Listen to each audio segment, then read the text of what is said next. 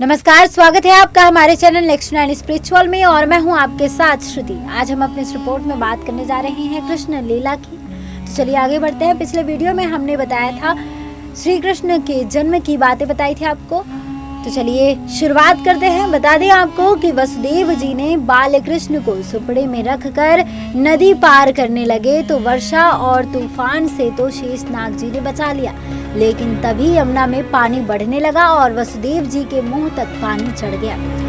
बता दें आपको कि इसके बाद बताते हैं कि यमुना माता श्री कृष्ण के पैर छूना चाहती थी, लेकिन श्री कृष्ण अपने पैर बार बार सुपड़े में समेट लेते थे। फिर यमुना जी श्री कृष्ण की स्तुति करते हुए कहती हैं कि चरण पखारे बगैर तो जाने नहीं दूंगी स्वामी। फिर श्री कृष्ण अपने पैर बाहर निकालते हैं तो यमुना जी शांत होकर घटने लगती है।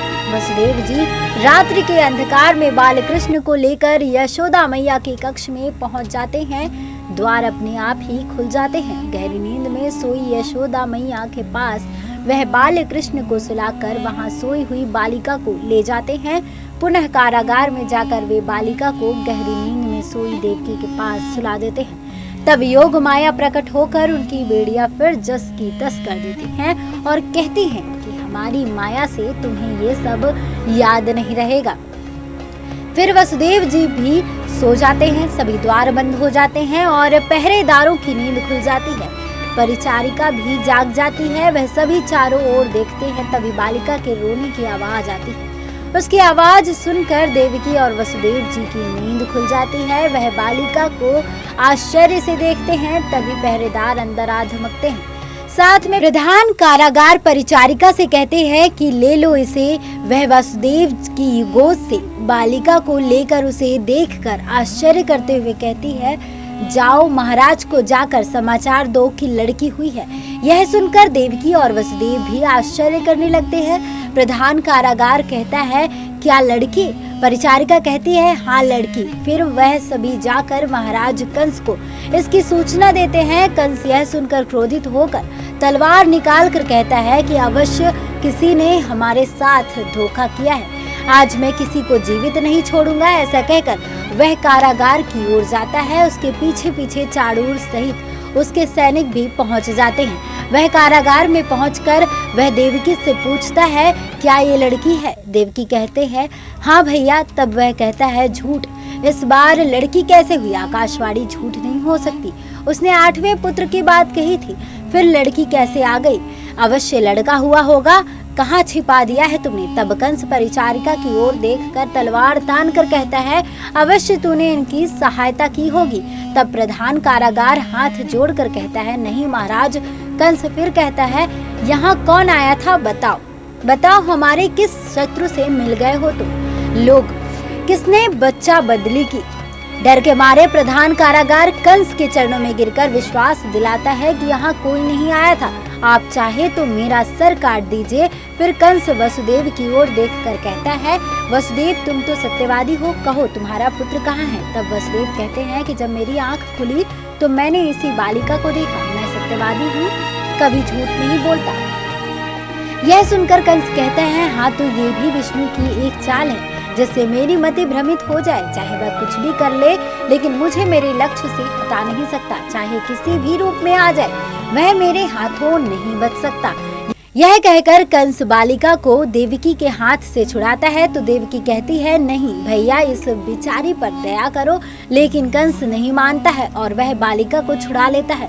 तब देवकी माता कहती हैं, इसे छोड़ दो। कंस कहता है, नहीं, यही विष्णु है जो मेरे साथ छल कर रहा है। तब देवकी कहती हैं कि ये विष्णु नहीं हो सकती, ये तो कन्या है। तब कंस कहता है कि क्यों नहीं हो सकती? क्या विष्णु ने मोहिनी का रूप नहीं धरा था? मैं इस माया जाल में नहीं फंसने वाला हूँ। यह कहकर वह कन्या को ले जाता है। वह कन्या को एकांत में ले जाकर एक भूमि पर पटक कर मारने ही वाला रहता है कि कन्या उसके हाथ से छूटकर आकाश में उड़ जाती है और आकाश में योग माया प्रकट होकर अट्टहास करने लगती है। यह देखकर कंस भयभीत हो जाता है। फिर योग माया कहती है, रे मूर्ख, मुझे मारने से तुझे कुछ नहीं होगा। तुझे मारने वाला तो कोई और है और वो इस धरती पर जन्म भी ले चुका है। वही तेरा संहार करेगा। हे मंद बुद्धि दुष्ट, तू व्यर्थ बिचारी देवकी को कष्ट न दे और निर्दोष दीन एवं असहायों की हत्या करना छोड़ दे।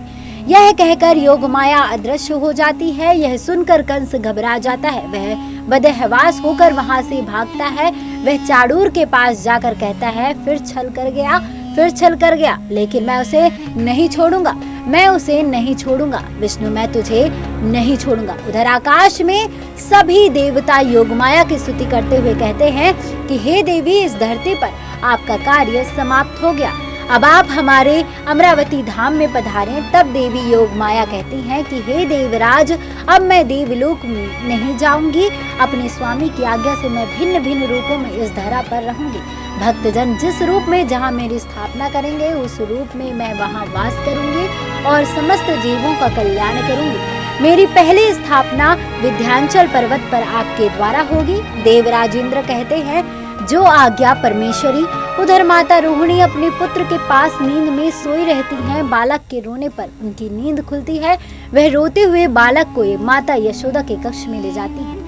तो वहां जाकर देखती हैं कि माता यशोदा के पास एक बालक खेल रहा है। यह देखकर वह कहती हैं, अरे बालक का जन्म भी हो गया। फिर वह माता यशोदा को उठाकर कहती हैं, बालक का जन्म हो गया और तुम्हें पता भी नहीं चला। यशोदा यह देखकर प्रसन्न हो जाती है। तब वह नंदराय जी को उठाती है और फिर गोकुल में चारों ओर उत्सव का माहौल हो जाता है। इधर देवकी और वसुदेव जी की हथकड़ियां खोल दी जाती हैं। प्रधान कारागार कहता है कि कंस के आदेश पर आपको महल ले जाने के लिए बाहर एक रथ भी खड़ा है। दोनों प्रसन्न होकर सैनिकों से कहते हैं कि तुम्हारा कल्याण हो, हमारे पास तुम्हें देने के लिए आशीर्वाद के अलावा कुछ नहीं है। फिर देवकी कहती है, चलिए देव। वसुदेव कहते हैं, आओ चलिए। बता दें कि ये पूरी जानकारी हमें वेबसाइट्स और अन्य जगहों से प्राप्त हुई है। ये जानकारी आपको कैसी लगी, आप हमें कमेंट बॉक्स में कमेंट कर जरूर बताएं और आगे की लीला अगले वीडियो में हम बताएंगे। और इसके लिए देखते रहिए नेक्स्ट 9 स्पिरिचुअल। जय श्री कृष्ण।